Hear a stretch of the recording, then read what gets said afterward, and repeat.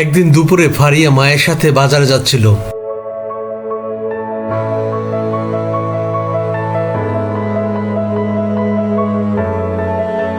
রাস্তার পাশে এক বৃদ্ধ ঠান্ডায় কাঁপছিল এবং ক্ষুধায় দুর্বল ছিল। ফারিয়া নরম গলায় বলল, আম্মু, আমাদের কাছে কিছু আছে তাকে দেওয়ার জন্য? মা মায়াবী কণ্ঠে বলল, হ্যাঁ মা, ব্যাগে কিছু ফল আছে।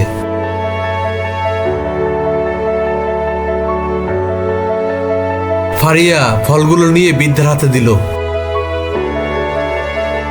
বৃদ্ধা বলল, আল্লাহ তোমার মঙ্গল করুক। সেদিন রাতে ফারিয়া ঘুমাতে যাচ্ছিল।